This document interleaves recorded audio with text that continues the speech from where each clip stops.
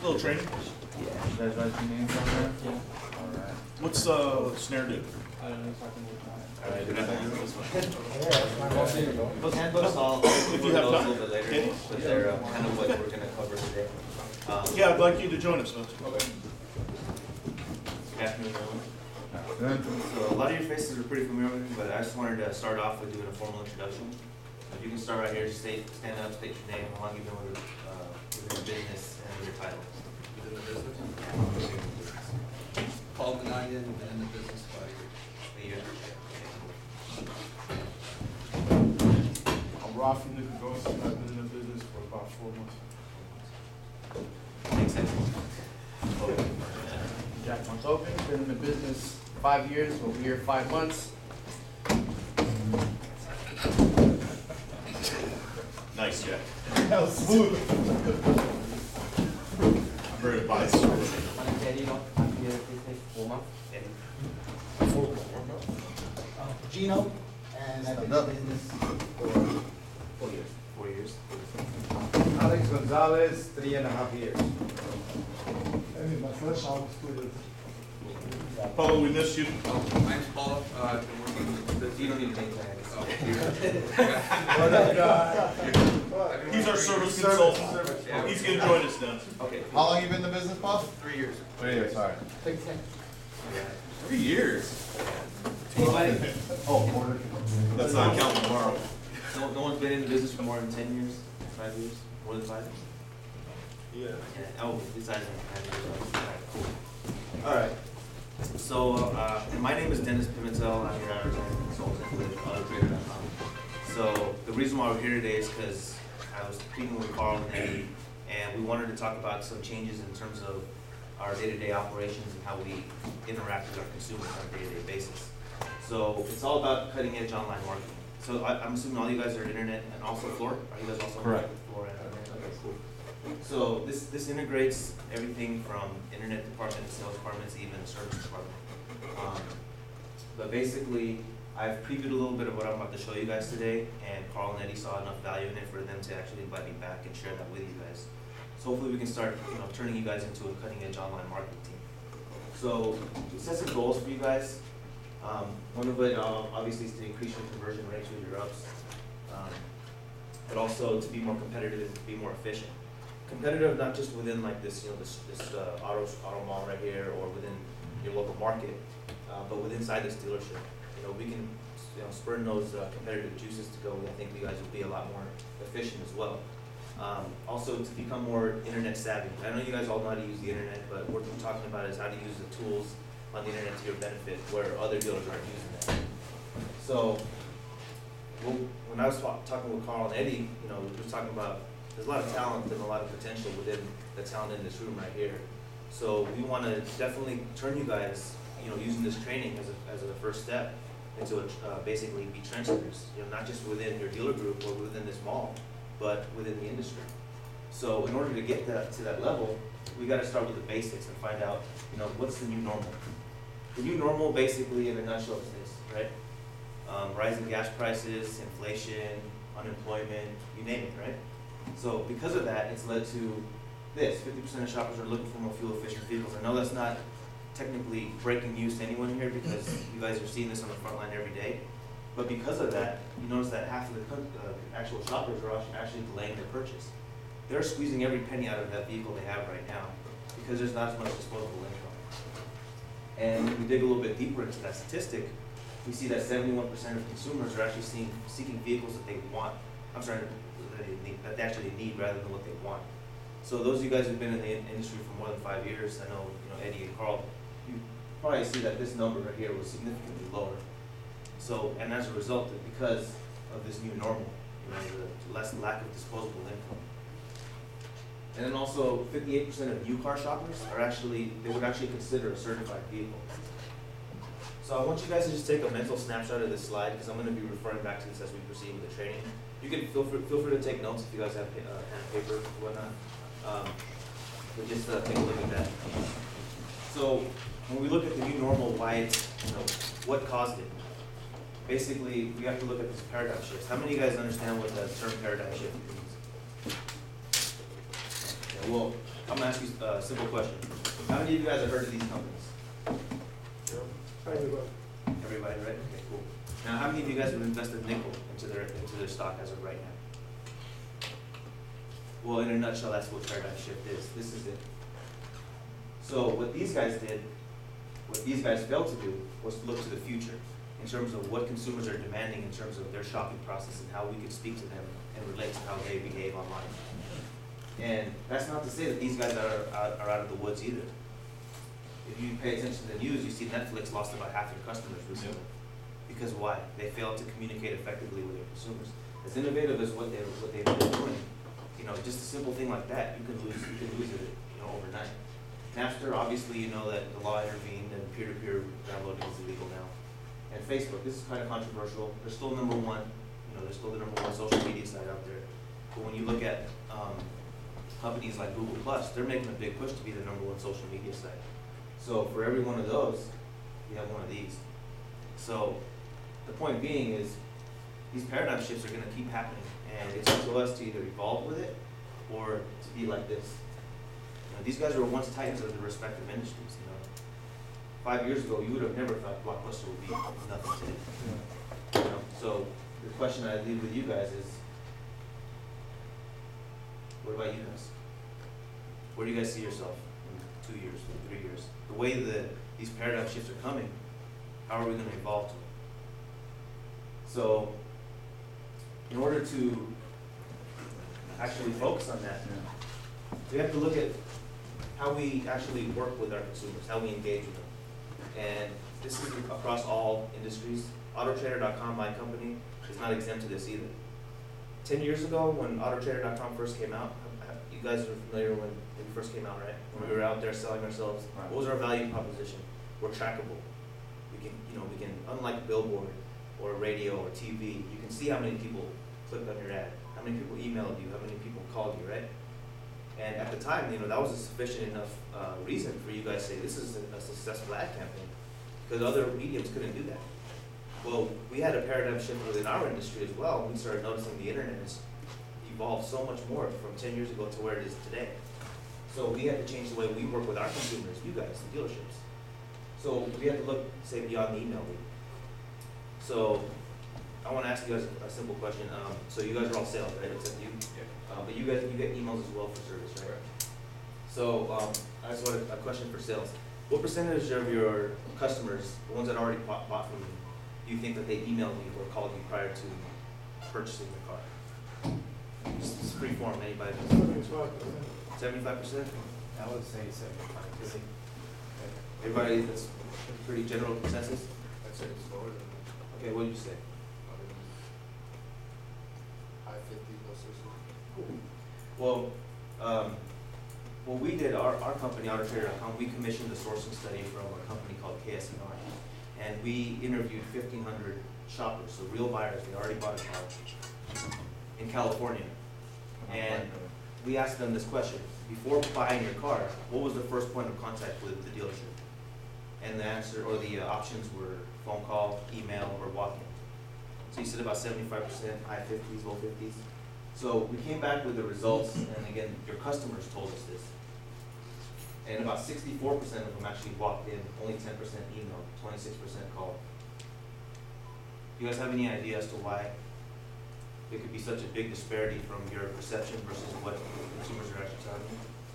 Absolutely. Go for it. Absolutely. As a consumer too, when I call and if I see that there's something available, I like to go under the radar and like to look at the product first. Right. And I don't know, as a consumer, I don't like to be bothered as much, especially with the sales pitch. So that I can definitely see why there's a lot of walking customers that come in. And did you have something to say there? Same thing, basically? Okay. Well, a fairer question to ask is, why would you need the call? Why would you need the email? And, Gino basically stated it outright, this is what customers are seeing today. When they're going on Autotrader.com, they can see the specials right on there. You can see up to 99 photos per car. You got clicks to the dealership website. You can chat with the dealer instantly. You can view the dealership's ratings on review sites like Yelp. You can become a fan of their Facebook page, follow your dealership on Twitter. you can get car cash. It's instant. You've got video streaming on here as well. So again, why would you need a call? Why would you need to email if you guys, if consumers are being armed with that information prior to even purchasing? So just take a little informal poll within yourselves and just ask yourself, of all the calls and emails I've fielded over the last couple of years, how much of them did they say is a vehicle just still there? What was that again, I'm sorry?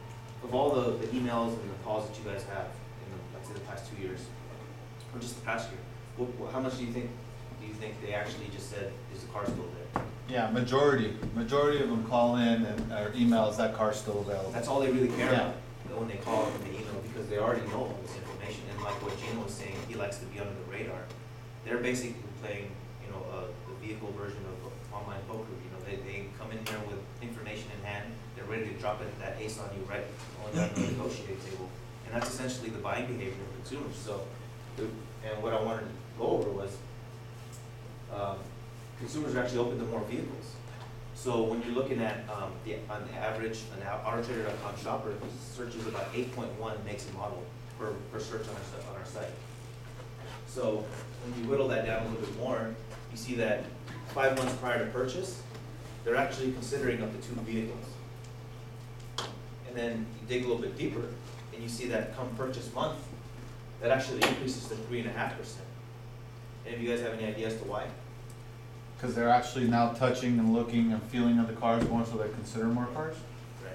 And do you see an opportunity in here for you guys as well? Absolutely. Yeah, because, you know, a lot of the big fear with dealerships when the internet boomed for this industry was, oh man, now you're just gonna add the cart, buy, and that's it. But at the end of the day, you know that that's not gonna happen with the way, how much a vehicle costs. People still need to go and kick the tires, speak to the salesperson. So the value that this provides for you guys is that come purchase month, as they're being informed with all this information for what they, you know, that they're potentially interested in, your value proposition to that customer is, I'm gonna help you whittle that back down to 1. And they'll see you more as a trusted advisor, and, you know, more obviously they'll trust you to buy a certain car. Oh, Dennis, sorry to interrupt. To go back to why I think 3.5 cars are considered during, you know, the process, is once they start actually walking into the stores, and sometimes, you know, you think you like a car until you get there, you drive it, you feel it, and then also the presentation that goes into the car. Now that it's live, they're getting a live presentation, I think that's where the consideration opens up, but then that's where you narrow down your competition, is when you stand above and beyond the rest of the sales guys out there, who are just going through the motions and don't believe in the customer, oh, he's a jack, versus giving that full attention. And now you actually are standing apart from the rest. The rest all seem the same, but you're different because you're giving them the 100%. And everything they saw and they thought of, now you're reconfirming it, and with Volkswagen, they're driving the car, it takes it to the next level. Exactly. So, and also when you look at this paradigm shift with consumers, more than half of them are actually open to buying newer used vehicles. So they can go be like, you guys all had customers where they walk on your lot, and they're here for a specific, say, 09 Jetta, right? But OEM has a special financing rate where you get a brand new one for less on the monthly payments, right? You switch them to the new. That happens? Yeah.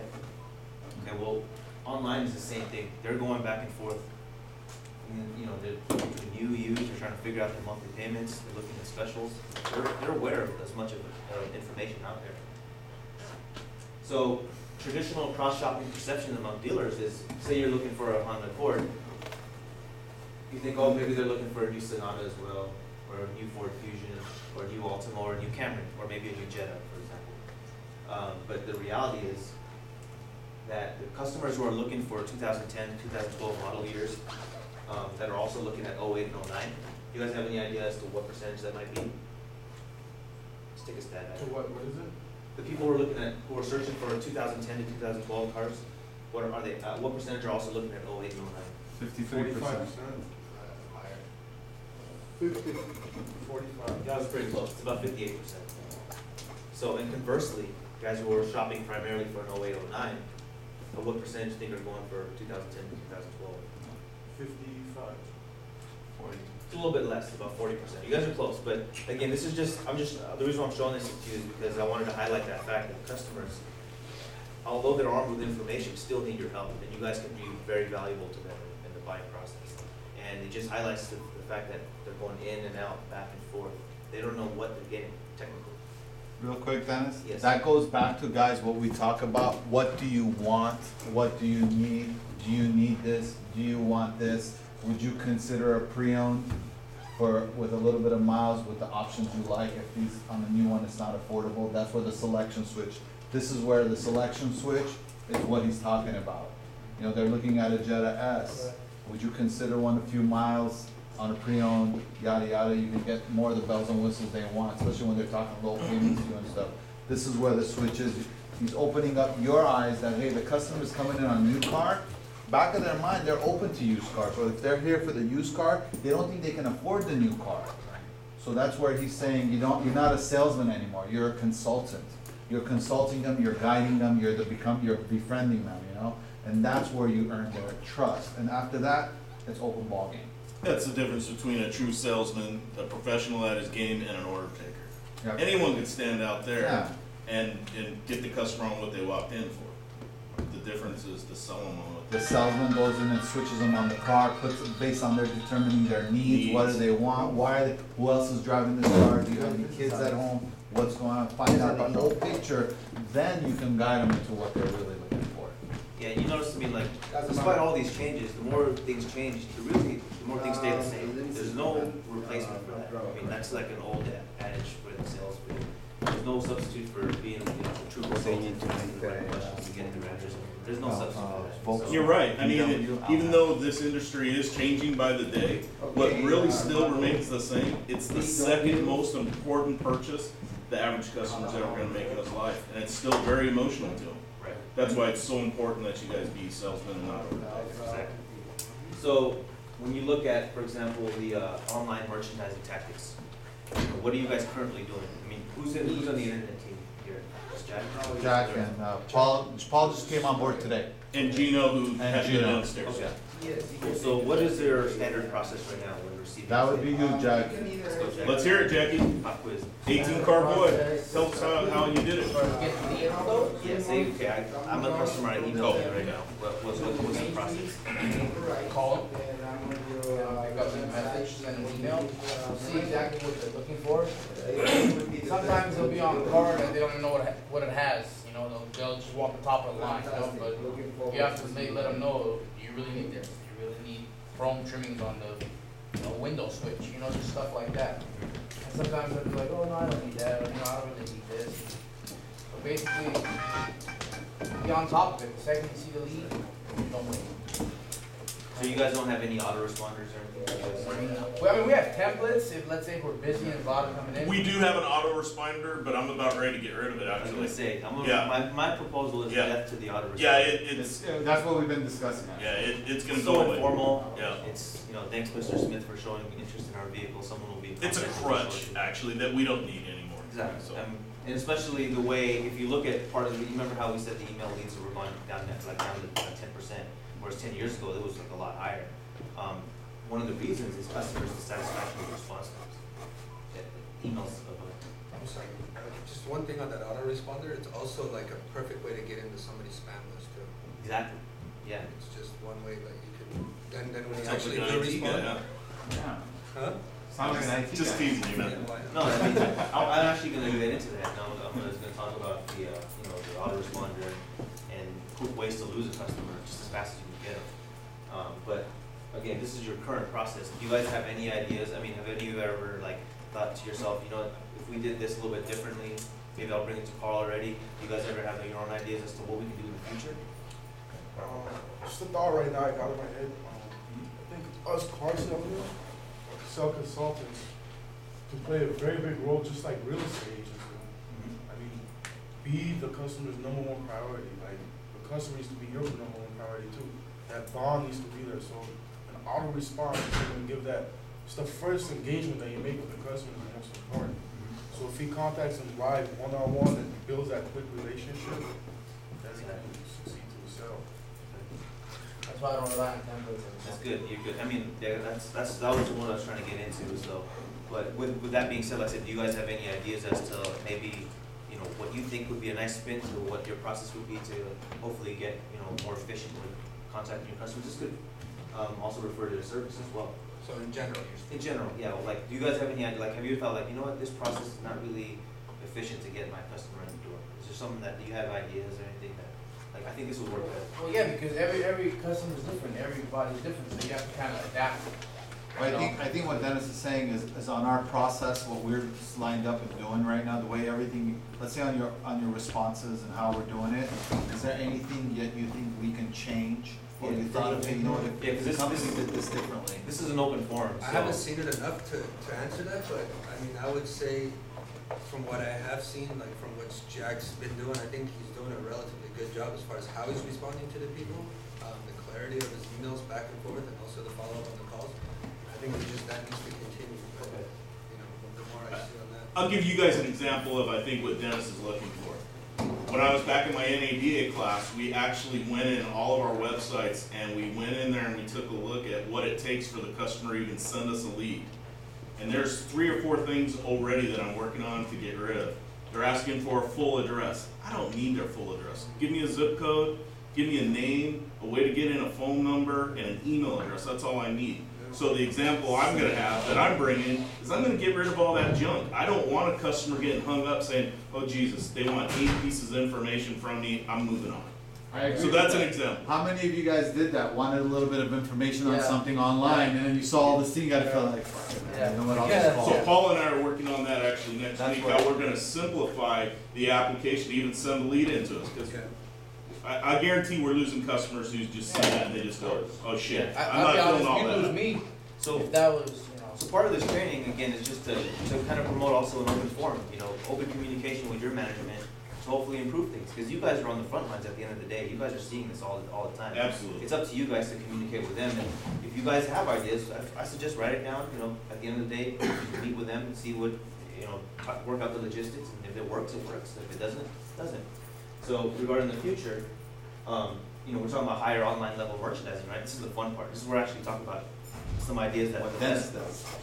These are best practicing dealerships in the country, so this is not what I do, but this is what I kind of cherry pick some of the stuff that they're doing, and they're seeing a tremendous amount of success, and this is what's gonna turn you guys into cutting edge online marketing teams and become those trendsetters. So, when we talk about integration of mobile merchandise, how many of you guys ever have a smartphone?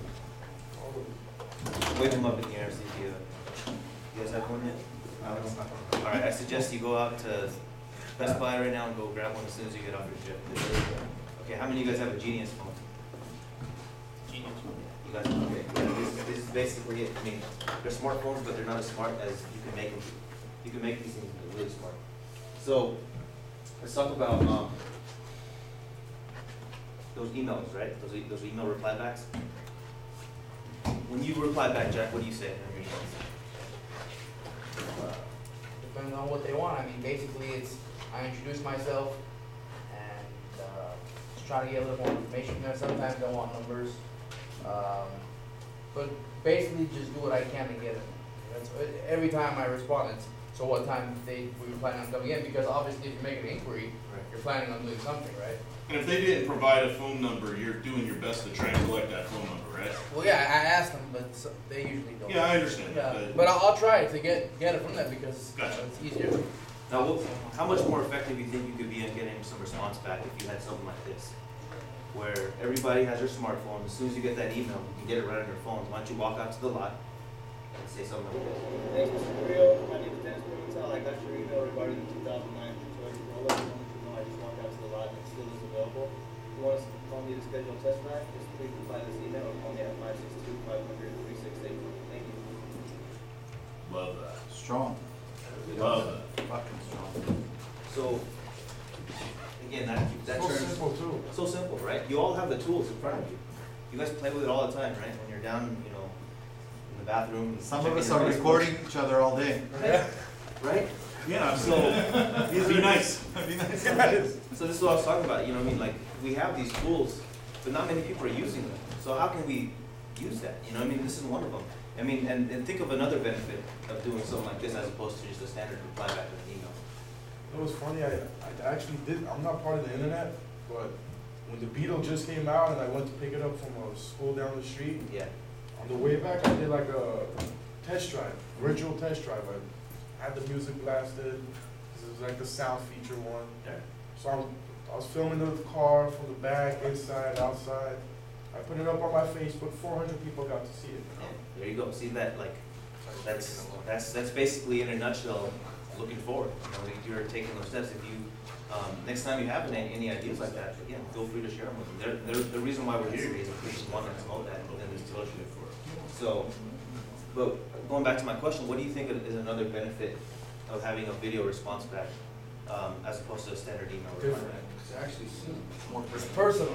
I can tell you that they would come straight to looking for you, because they already know your face. Right, And so, you would mention their name. exactly, so if Jack sends a video reply back, Rafi can't say I'm Jack when he comes in, right, or Right. anything like that, it helps you in the long Rafi's run. Jack. Rafi- He's not DJ. There's no skating deals, right? He just This is says, the main he Jack. says, I'm Jack, yeah. he This is says- the main Jack.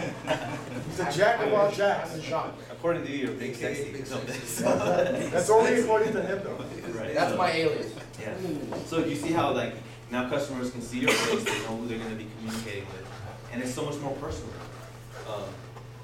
You know, the impact, I mean, if you just put yourself in a consumer's shoe, if someone did that to you, I'm all over it, I'm there, I'm buying something, you know, and no one's doing that, you know. So there's a huge opportunity for you guys with things you already have that's in your pocket every day. So, going into social media. Now on your Genius phones, do you guys have a Facebook app, Twitter maybe, or a Yelp app or something? Autotrader.com app? Even Instagram now. Yeah. There's a- After Instagram, I'm advertising on that too. Yeah, there you go, or Tumblr, have you ever heard of Tumblr? I've heard There's of so it, many of these no. other things that you can do, and then the thing is it's free. But Exactly. social media, for one, let's define it. Social media, what does it mean? Everyday Basically people. networking with everyone. Being social, right? Like, instead of you guys directing an image of yourself, projecting an image of yourself as just a brick and mortar dealership, you're a person, you have a personality, there's something different Yeah, about you. there's a face. There's a face to it, right? When we talk about social media, that's what we have to approach it like, right? So, first and foremost, you don't approach social media the same way that you're gonna say an advertisement on autotrader.com. It's not gonna get you the same type of results instantly with that. But what social media does, it's gonna influence your retention, your referrals, you know, and also your influence. So basically, that's what you have it there for. Just like, and you've seen those dealerships who still put billboards up. You know, it's basically the same idea, but free. So just to have that presence of mind, right? So when you're talking about social media, how many of you guys, okay, Jack, how many cars did you sell last month in November? 15. 15? You guys know you have a Facebook page? Oh yeah, I liked it. You liked it? Okay. How many of those 15 customers did you get to like that Facebook page? Probably not. So, what do you think, as far as the impact could have been, is say, every one of those 15 cars, those customers that you sold, had you taken a picture with them, you know, shaking their hands, handing off the keys, uploading the photo on your wall, like so. I took our neighbors up here from Pasadena, but this is what they're doing. So they're uploading these pictures on their wall. Now they're tagging those customers in their photos. And what happens when you tag a photo on Facebook? Everyone Hey, sees with it. all their friends. Friends are like competitors. On top of that. Nice. Exactly, right? So what's more influential? A customer like you guys all seen Cal Worthington, right? I grew up on those. Right. So Yeah, goes to Cal. yeah, right. It's Cal- a jingle that stays in your Cal- head. It's probably influential, but it took how long? Like 30 years for you to actually get influenced by that. What's more influential to you? Someone saying, "Buy from me, buy from me, buy from me. I'm the best. I'm the best. I'm the best," or saying, "Hey, Jack's the best. Jack's the best. You should go buy from him. You should go buy from him." Right. Times 100, or however many friends you have on your Facebook. It's influence. That's what social media is there for. What are So- your thoughts on not only us taking the picture of the customer and putting it on our Facebook, but offering to take a picture with their phone, then they're gonna most likely put it to their account, right? Definitely. And then go out to the universe as well, right? Part of what these best practice dealers are doing is they're in F&I. What they're doing is they're having part of their checklist is, hey, ask them do you have a Facebook or do you have a Twitter? Right. And then and if they do, you just ask them, hey, would you if you enjoyed your experience with us today, whether it's in service or sales, can you please be a fan of our page and we can send you updates on service specials, tire rotations, oil changes, whatnot, Sure. or anything like that. Same with our Google Places pages, Exactly. all So- the other Twitter and all that. Exactly. So this is one of the things that you guys can do right now. You guys have your Facebook page. Imagine how many used cars did you guys sell, or just just cars in general. How many you guys sell like last month? 90. Imagine if you had 90 of those customers potentially, most likely, about 99% all on Facebook had that. Store did it at the beginning, guys, when it first opened last year, and then it kind of died off. Yeah. That's something I want to get going again. Back in August. This is strong. This is very strong right here. See, I mean, like, this, Annabelle, you know, she, now all of a sudden, all her friends and family know she bought a car on the past week, and she knows she had a good experience. And that's gonna last for. That's forever. At least, well, I mean, at least a month, she's gonna be excited about her new car. Oh, yeah, sure. So that's gonna be up there, you know, she's gonna be constantly pushing that. Let me tell you, what you just showed is exactly what I did when I first started it. Yeah. I still do it, but just from the people that I'm already friends with on Yeah. Facebook. And what I do is I'll upload a picture, I'll write congratulations to Annabelle, blah, blah, and then I'll tag her in it. Exactly. So when I tag her, every friend she has, for example, she has like 8,000 friends, it pops up on her wall. You know, on the newsfeed, So what- everyone sees it. Exactly, so what Eddie was saying is actually a good idea, have them shoot it off their phone. Because that way they'll know you'll know it'll upload and they can tag, because I don't think you can tag people from your Facebook unless they're a fan of you, so make sure, that's one way to make sure. Yeah, offer them to take a picture with their phone as well at the same time. And- They're most likely gonna post it to their account. Yeah. And you can even have it as like some kind of split for them, you know, if you become a fan of our page, we'll enter you into a monthly drawing. You can win an iPad 2 or something, I don't know if that's in your budget or not, but like, that could be something, right? So how about Twitter? Do you guys know about Twitter? Yeah. Do you guys understand the use of it and everything, like how it really functions? I'm guilty. As of like 3 months ago, I had no clue what Twitter was. I just thought it was celebrities' way of telling you how much better their lives are than you. You know, that's basically how I perceived it. But if you guys understand, like, you guys all watch TV, right? You see on the bottom right-hand corner, the left-hand corner, it has like a pound sign and the name of the show. Yeah. What is that's for Twitter? Trending topic. That's for You go on Yahoo.com and you see on the top right it says what's trending now. Yeah. That's basically what that is. So you can use this to your advantage. Again, for influential purposes. You're not necessarily gonna, get a super, sharp increase in sales all of a sudden. But over time, if you guys make this part of your daily practice, this will get in there. So, for example, if someone's putting in, hashtag, Volkswagen, right? Or, for example, I remember we're talking about social media, right? It doesn't have to be even necessarily be about the car industry. If you're talking about, like, say, American Idol, it's like the #1 show on TV, right? If you put on there, like, who are you voting for on American Idol, hashtag American Idol on your page, that gets picked up by Google and Yahoo. Those are search engine relevant because of that. So, like I said, it's the same effect, the same mentality as a billboard. You're not necessarily going to get in-market shoppers, but your presence of mind will be there, right? That increases your popularity. Yeah, and then exactly, and going back to Facebook, same thing. You can see like who's watching the Super Bowl, who are you going for? You can put poll questions up on your Facebook page, and again, the more people you can get to like a post or interact with your post, whether it's automotive related or not, that increases your search engine optimization. So Google, Yahoo, they pick up on stuff. So, and then Yelp. This is another one. This is a big one. Yelp is huge. I use it every time, man, if I'm Yeah. gonna go somewhere. So if you guys go out to a restaurant, how many times do you Yelp a restaurant before you go? Yeah. Well, You'll see my name over there a lot of times. right. And this is really big for service. If you look at Yelp, a lot of it is in the automotive industry. A lot of it is service related. So do you guys have negative reviews? I don't think we have a negative. We have Okay. Have you responded to it? Oh, okay. Carl, did you want us to respond to our Yelps? the Yelp reviews? I do, yeah. Yeah. Because, Positive, obviously. well, no, negative reviews. Yeah, but I don't want us responding back, well, you're a Yeah, jack. don't fight, yeah. You know what I mean? We don't You fight. offer them something. There's a way. Sorry we didn't meet your Sorry, yeah. expectations, this is what I'd like to do. Only if we can go about it that way, that'd be the only way. Do you guys know that No on jousting. peer-to-peer review sites like Yelp or Google Reviews or DealerRater, 84% of consumers are actually influenced by that? That's strong. That's really strong. So That's strong. whether you like it or not, whether you think the guy's lying or not, bottom line, it's out there for other people to see, and we need to respond in a timely manner. Who knows our ratings right now, guys? I happen to know how our ratings. Anybody look and see? What do you think, Paulie?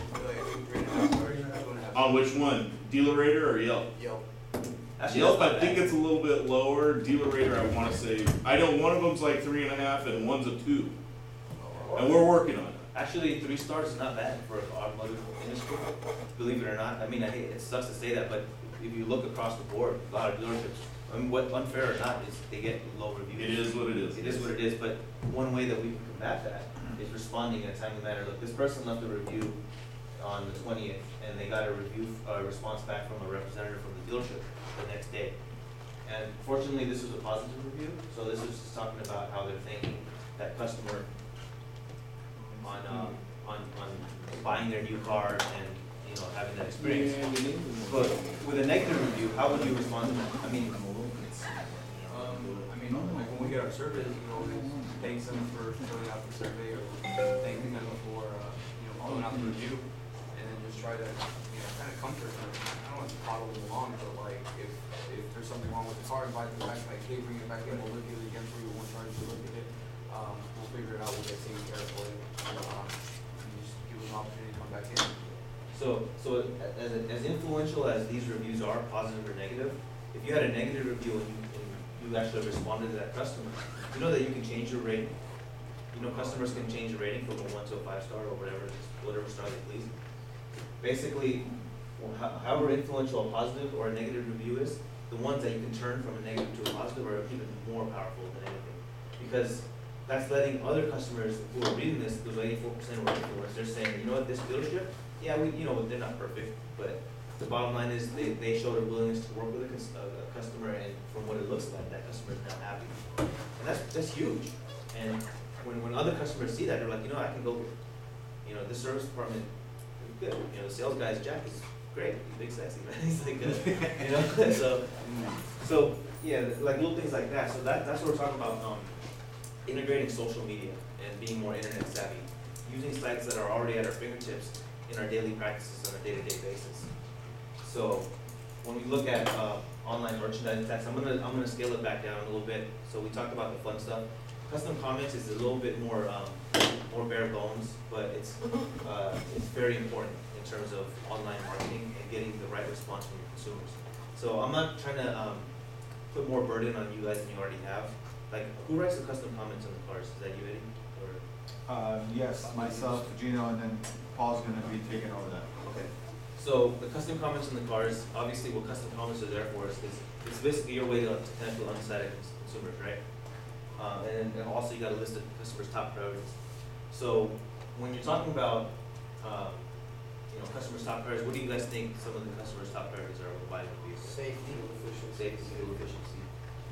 Price. Exactly. So again, we had our own survey and we interviewed customers, and this is what they told us as well. So price, another big one. You notice that this doesn't add up to 100% because they're actually selecting multiple options. So I don't want you guys thinking, oh, Jared, don't know how to do that. so anyway, total price of vehicle, obviously that's big. Condition of the car, make and model, gas mileage, features, and the monthly payments. So if we can address those in our custom comments, that's going to be better for us in the long run. And later I'm going to talk about a more detailed way on how to write custom comments. It's more systematic and it reaches all of these one by one. But conversely, how many of you guys think what do you guys think some of the top customer frustrations are? I would say probably inconclusive pictures, descriptions, and after that probably lack of response. Refusing to get a price, probably. So I'm going to show you guys a quick video, okay? You can, if you want to hit the lights, that'd be cool. I'm going to show you a quick video. It's a little exaggeration, it's funny, but hopefully you guys get a kick out of it, and maybe you can spot some of the top frustrations in the customers. Oh gosh. Yeah. Curb your enthusiasm. Sure. I take this hearing, which I really like. Does this car have that as a standard? You don't have to need to tilt in this car. I've never had a tilt in me. My wife calls it tapping. Let's say I'm taking tapping instead of cars. Let's take tapping. Oh, what kind of gas mileage am I gonna get? 52. 52 in the city? Depending on the city, of course. Duluth is a city, it's considered a city, but it's not as big as Brooklyn or whatever. Okay. That's my brother's name. Okay, yeah. What's a wheelbase? My wife is concerned about car being solid. It's a thick base. It's a thick wheelbase. I heard that these SUVs, that they sometimes they roll over on the easier ones. All right, you know, look at this thing. Look at this. Look at it. Dan, that's my real name, Larry Dana David. I know that this is a GT, and the brochure says there's a model called the GTS. Yes. Now, what is the difference between the GT and the GTS? Okay, the GTS is guaranteed tremendous safety. So without the S, it's just guaranteed tremendous. Alright, you can turn the lights back. So again, it's just some comment. Obviously, you guys aren't doing this. If you guys are probably working here right now, but yeah. So eBay's close. You guys, maybe you've worked at a dealership that was like that, maybe that's better. But so just with that video, a little short video, you can notice some of the top frustrations that customers go through. Some of them, obviously, it's exaggerated again, but yeah, just go ahead, take a stab. No, what we were saying is like, it's not explaining. This is in person, but I mean, if you were to do this online, you gotta be as detailed as possible in your description of the vehicle or the product, and then also details as far as whatever you're placing on there, you're stuck with that. Yeah. So you know, if the price is wrong, well, that needs to be corrected. If the MSRP and the payments and stuff like that don't match, all of these things it's very important that they speak to them. And I think one of the problems the guys having, which we talk about all the time, is product knowledge. Right. That's what basically that showed me right there as GT, GTS. He doesn't understand the product. He didn't even bother reading what the products are in the car, and he's just trying to wing it.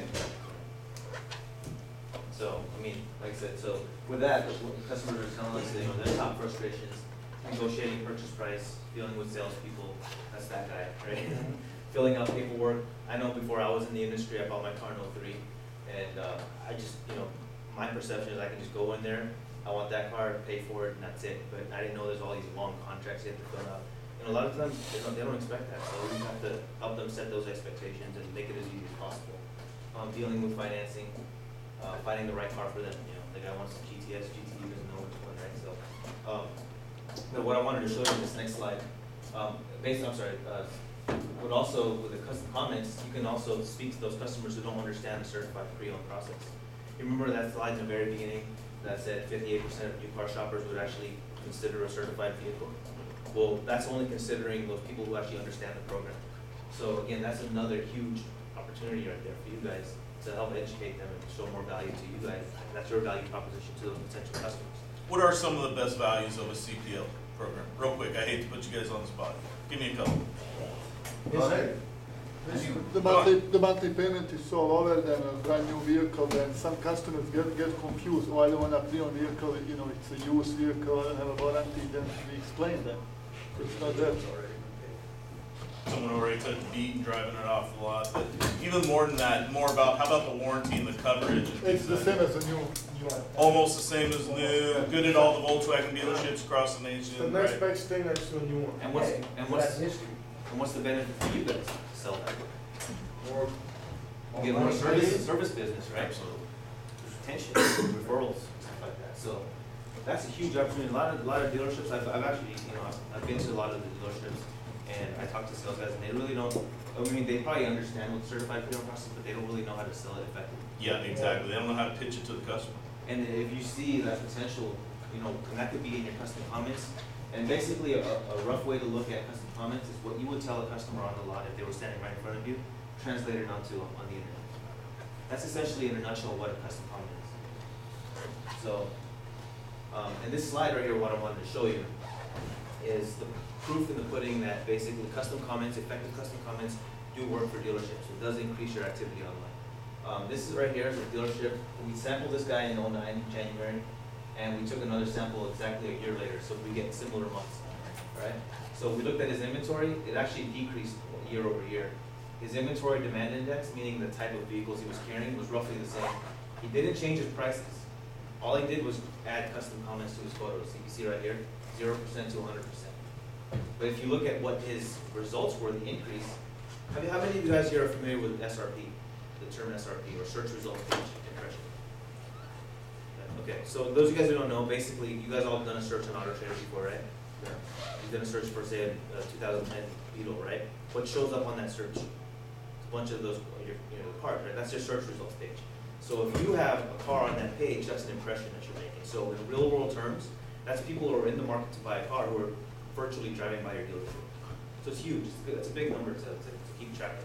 And then you probably learned that in NADA, right, Carl? They were telling you all about that. The conversion rate is key. So the SRP is huge. It's one thing that each and every one of you guys should start paying attention to, because it has a direct result on your paycheck. The more of these you have, the more opportunities you have, the more sales you basically have. So the SRP again is just virtual drive-bys. And then right here where it says vehicle detail page views, you guys know what that is? That's what they've actually clicked on. They click on it, right? On our car. So virtually speaking, they're pulling up to your lot, taking a closer look at the vehicle, speaking to a salesperson maybe. So that represents opportunity, so the more people you can get on your lot, right, the greater chances you have more sales. So if you look at his increases in his SRPs, it went up by 5%. There's no real impact with comments with your SRPs, but with your VDPs, that's what states your influence. That's what's saying, this Beetle is better than, the guys down the street are passing, whatever. So, and if you look at his VDPs, it went up by 38%. And if you look at his trackable activity, people mapped out his store, printed out the ad, clicked to the dealership website, it went up by 98%. Trackable prospects like calls, email, credit applications. You silence that. It went up by 112%. So a big key statistic is, again, he didn't change his prices of his cars, and he didn't spend any more money than what he was spending already from the previous year. Same dollar amount in his ad spend, no price change. Anyways, but the key was the custom comments. And the custom comments is what drew more customers, more opportunities. Imagine if you had from 1,500 people walking around your lot to 2,100. Even if you sold 1% of those extra 600 people that came on your lot, that's more money in this dealership. So that's how huge, when you break it down and see what these numbers really mean. I would encourage you guys to work with Eddie and Carl and find out what these numbers are on a month-to-month basis. That's your opportunity. That's your livelihood. That's dinner on the table for you guys. So when you look at this right here, what's more consumer relevant? This is the same exact car, two different sets of comments. I'll read it out to you. The first one, A, says this 2008 Chevy Tahoe 4-door LT with 2 LT 4x4 SUV features, 5.3 liter V8 SFI 8-cylinder engine. It is equipped with a 4-speed automatic transmission. The vehicle is gray with the or yeah, exactly. And then the other one is just reduced from $37,889, $1,600 below NADA retail. Carfax, one owner, GM certified, 5-star. You can basically see, right? I don't have to ask you which one's more effective. The top one is also for car junkies, and the bottom is for the average consumer. Exactly. So when you're looking at what makes this more influential than the top one, go ahead. Details, more exciting. It's written in plain English, so you don't have to be a car to understand what it says. We in AutoTrader we call dealerships to do stuff like this, VIN exploders. You pop in a VIN and it just pops in the information. Right. Yeah. We don't like that. We hope you guys don't do that. But I know you guys don't. But what we want to show you here is basically the reason why these are more important and why I want you guys to get involved in it is not necessarily to write it yourselves, but to work with Eddie and stuff to actually write it, because you guys being on the front line, sometimes you're missing a feature. I've seen that a lot of times with the dealerships, like, hey, you didn't put the third row seat in the comments. And that's what a very relevant feature that customers do look for. Go ahead, what are you saying? Or like the one owner, or how clean the car really is. Like the back seat's never been used. I've had customers. You want to be careful with that, so you don't oversell it. Yeah. So basically, when you look at the consumer relevancy and it looks very complicated, like I said, a lot of dealerships shy away from doing stuff like this because it takes up a lot of time. It's a lot of dealerships consider it tedious. But if you see the impact like that, it's worth your time. And again, the reason why I'm showing this is so you guys can work openly with your management to work on these comments together. You don't have to write them yourselves, but if you see a missing feature, let Eddie know. You see a price discrepancy between your website and AutoTrader, let him know. The big dealers, guys, actually hire someone who's a content writer. That's all he does for the dealership. That's what Paul's gonna do for us. And when I actually have a system for you guys where you can actually break down the components of a really good custom comment, and you can actually see what all this right here was actually used under a formula. That's probably something you'd wanna focus with on Paul, cause he's gonna be primarily focusing on that. Right. Yeah, well, and like I said, if you're gonna be the primary writer, again, work with these guys, because they'll be in the front line seeing all the customers. If they notice something, if you guys notice something missing in there or something that you can possibly add in there, let Paul know, okay? And then this is the system that we were actually devising. So at autotrader.com, we love acronyms for some reason, but basically you have to learn how to park before you can drive, right? So when you consider what the P in park stands for, it's a purpose. You're speaking to what that customer is looking for, that actual park. Is it safe? Is it fuel efficient? Is there a cargo area instead of a trunk to fit my dog? Is it affordable? Are you talking about price versus MSRP, Kelly Blue Book value? Consumable building reduced price. Are you saying that it's reduced or anything like that? Risk. This is a big one. Remember how we were talking about, maybe a $5,000 car to us is a fairly inexpensive car, right? But to the average consumer, considering this new normal, it's a lot of money. Remember, like Carl was saying, a vehicle is still the second most expensive purchase a customer will ever, or a person will ever make in their lives, next to a house, obviously. So $5,000 inexpensive by our standards is still a lot of money for everyone else. So the risk is a big factor when purchasing a car. So are you addressing their risk on reliability? Are you providing the Carfax, the one owner vehicle information? Is it certified? Is it low mileage? Do you have the service history? Anything like that. And then also K stands for key differentiators. So why this vehicle? Why your car versus the other guys? Why your dealership versus the other guys? Why you? That's your value proposition. You have to speak to them. Are there any awards and accolades that your dealership or you personally have gotten that separate you guys from the rest? Are you including your five-star crash safety ratings on your new car descriptions? Are you talking about relevant search equipment like leather, navigation, third row seat? Those are big options that customers are looking for right now. A lot of times they don't even have that in the mid-explosion.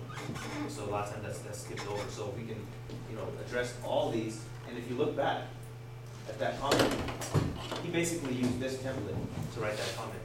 So it's you can use this, Paul. This is really good for you guys.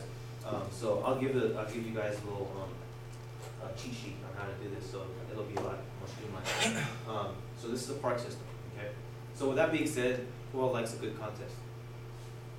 Who all likes the Lakers or the Kings? Lakers. Right? It's perfect time because now they're back. Last week when I was doing this presentation, they were still on strikes. I was like, oh crap.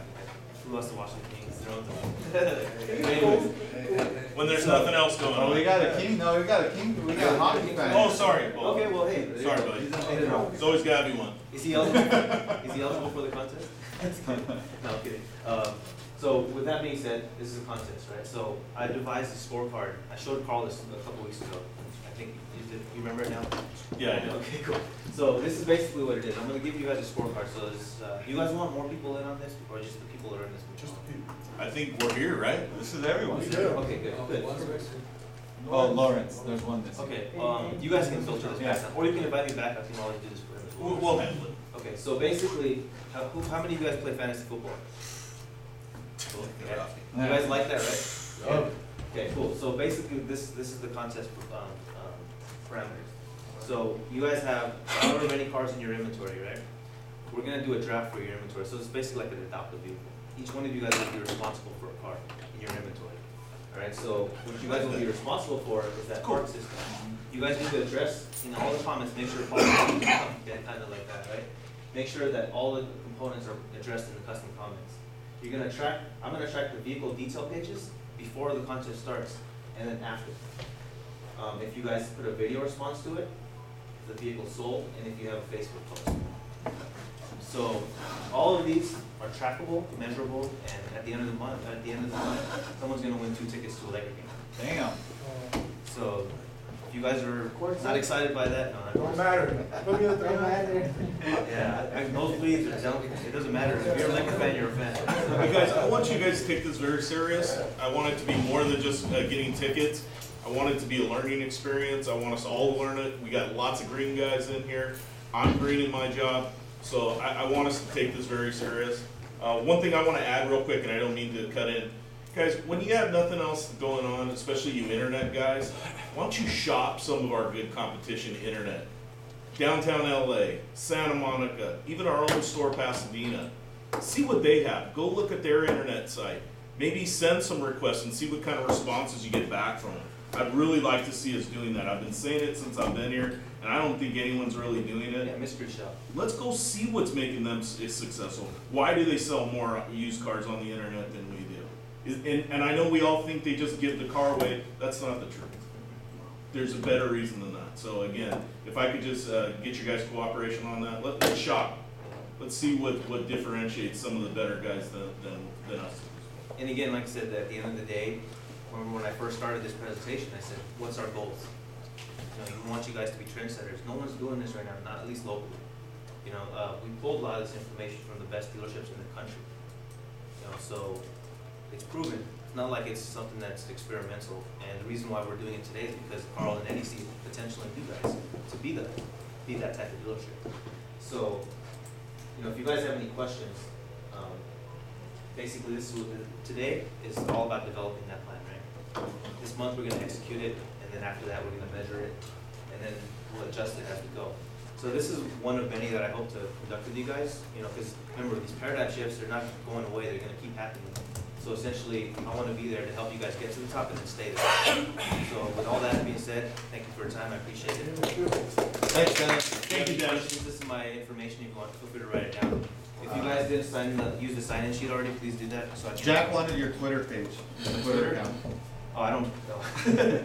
Yeah, here you go. And anyone who brings the GM as your guest to the Laker games probably got a better chance of winning. There you go. I just want to leave that in there for you. And then also, Unofficially, of course. also, if Carl, if you want to do a match, some kind of incentive, a prize for the winner as well, you can throw in a double prize or something. There you go, man. We will certainly match that. Yes. So there you go. So not just from us, from your management. So you got full support from us. You got full support from your management. I just say, go. We'll provide the limo. So we choose one car? No. How many cars do you have in your inventory right now? We have exactly 31. So about 5, 6. There's actually 7 of us. 7.